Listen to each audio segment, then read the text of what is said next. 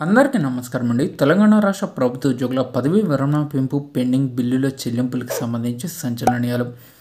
ఈ వీడియోలో వీటన్నిటి గురించి పూర్తి వివరాలు అయితే తెలుసుకుందామండి. ముందుగా ఎంప్లాయీస్కి సంబంధించి అప్డేట్స్ తెలుసుకోవాలి అంటే ఛానల్ని సబ్స్క్రైబ్ చేసుకోండి. ముందుగా వీడియోని సపోర్ట్ చేసే వారందరూ కూడా ఒక లైక్ చేసి మీ యొక్క సపోర్ట్ అయితే తెలియజేయండి. తెలంగాణ ప్రభుత్వ ఉద్యోగుల ఉద్యోగ విరమణ వయసుపై ప్రభుత్వం ఆలోచన సరైంది కాదు అని చెప్పేసి టీఎస్యూటీఎఫ్ డిమాండ్ చేయడం జరిగిందండి. పెన్షన్దారుల చెల్లింపులు వాయిదా వేయడం కోసం ఉద్యోగ విరమణ వయసును పెంచాలని ప్రభుత్వం చేస్తున్న ఆలోచన అయితే సరైంది కాదని తెలంగాణ రాష్ట్ర ఐక్య ఉపాధ్యాయ ఫెడరేషన్ పేర్కొంది. ఇటీవలే ప్రభుత్వానికి ఈ ప్రతిపాదనలు అయితే అందాయండి. విరమణ వయసును పెంచుదామా ఏంటి అనేది దీనికి సంబంధించి ప్రభుత్వం ఇంకా నిర్ణయాలు తీసుకునే అవకాశం అయితే ఉంది. అయితే ఇటువంటి ప్రయత్నం అయితే వద్దు అని చెప్పేసి తెలంగాణ ప్రభుత్వ ఉద్యోగులు కోరుతున్నారు. లాస్ట్ టైమే ఆల్రెడీ పదవీ విరమణ వయసును పెంచడం జరిగింది.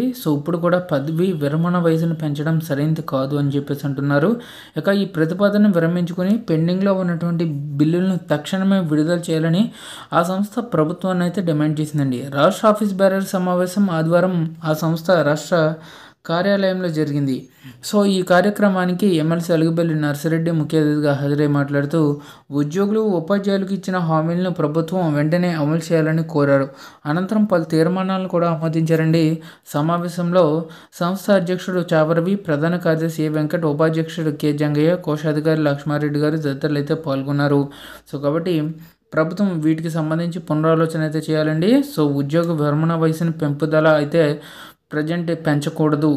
వారి యొక్క పెండింగ్లో ఉన్నటువంటి బకాయిలన్నీ కూడా రిలీజ్ చేయాలండి. ఇక ఎంప్లాయీస్కి సంబంధించి సుమారు 5 డిఏ బకాయిలు అయితే పెండింగ్లో ఉన్నాయి. ఇవన్నీ కూడా క్లియర్ చేసేందుకు ప్రభుత్వం చర్యలు తీసుకోవాలి. ఇదండి. Thanks for watching. Have a nice day.